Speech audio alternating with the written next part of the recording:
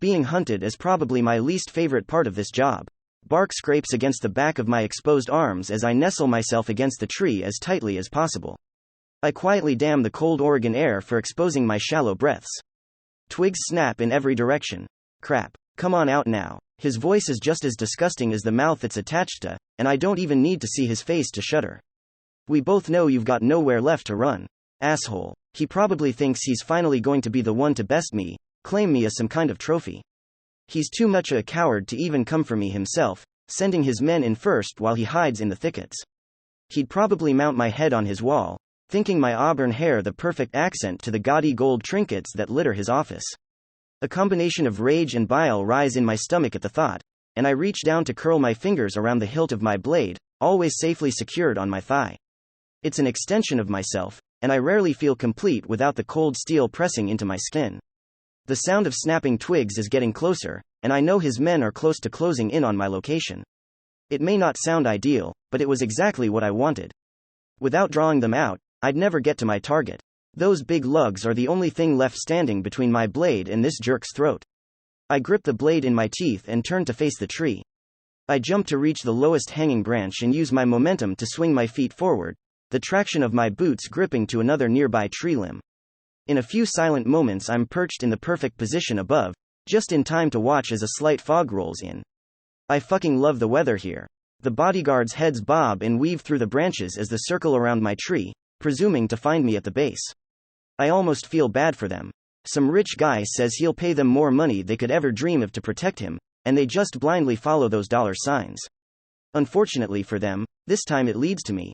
I'm being paid too, but at least I follow a set of morals when it comes to who I'm hired to take down. The entire society holds on to morals about who they're willing to take out. They don't just see the monetary value on somebody's head. I seize my moment as they lower their guns ever so slightly while the leader leans into the radio on his shoulder. My bullet pierces through his throat before he can mutter a word. The others wave their pistols wildly in every direction as he drops to his knees, gurgling. His eyes meet mine and widen just before he falls completely, but he doesn't even have a moment to gesture in my direction. Maybe it's twisted, but I can't help but give him a wink. The rest go down just as easy.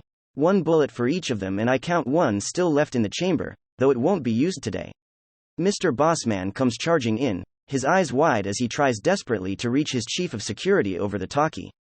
The fear coursing through his veins combined with the settling fog completely blinds him to the fact that he's about to trip over the body. His chubby ass hits the damp ground with a thud, and that's my cue to reveal myself. Slipping out of my hiding spot, I land perfectly in front of where he's now laying in the mud. He digs his elbows into the soft earth trying to scramble away, but there's no escaping me now. I bring my boot down on the ball of his foot, effectively twisting it in such a sour direction that the crunch of his bones whisper through the air with his screams. Definitely broken. Keeping my pistol aimed at his head with one hand, I walk forward and hover over his torso, leaning down and using my other hand to brush my blade across his lips. A hiss whistles through his teeth as I come closer and closer to his face. Shush. No need to be so dramatic, Arthur. Can I call you Arthur? I smile as his lip quivers beneath my blade. Why you? His face pales as looks at me. He's taken in my petite frame, the curves of my body, the long hair that's fallen from the loose bun to frame my face. A part of me wants to hate seeing the surprise that always flashes across their faces at the person bringing their demise being a woman, but a bigger part of me lavishes in it.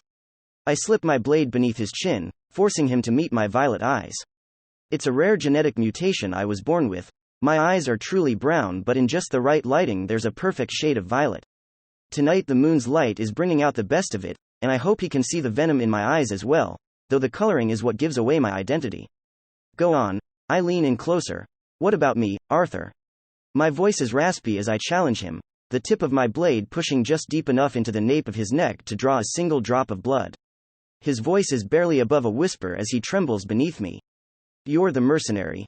My eyes roll at the nickname, so dramatic, though I do enjoy the fear it brings when it crosses my victims' tongues, so I endure it.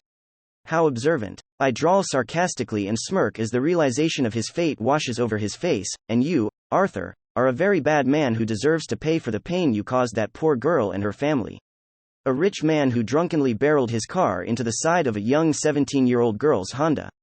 A rich man who had just enough connections to escape any real charges while those girls' parents had to watch as life support was pulled on their only daughter.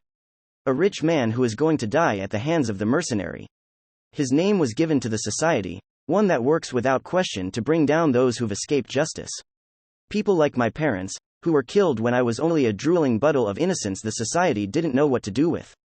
I was old enough to babble, so I was old enough to be a witness. They didn't have much choice but to take me with them, naming me after the unique color of my eyes. Super original. Not the warmest environment to grow up in, but it's given me quite the set of skills considering I was raised with the most lethal assassins in the world. Those skills have also given me quite the reputation. A reputation that is currently causing poor Arthur to lose any sense of hope he may have had of getting out of this situation. Arthur's head falls back against the earth in defeat, and he squeezes his eyes tight as he mumbles some sort of prayer. It's enough to make me audibly laugh. Oh please, don't act pathetic enough to believe you're going anywhere but straight to hell. His eyes bulge open as I drag my blade across his throat, fixated on me as he gasps for air. He'd exposed it so perfectly as he prayed to whatever god had damned him to be on my list. Just as the last breath escapes his body, I lean down once more and whisper to his corpse, "Oh, and my name is Violet."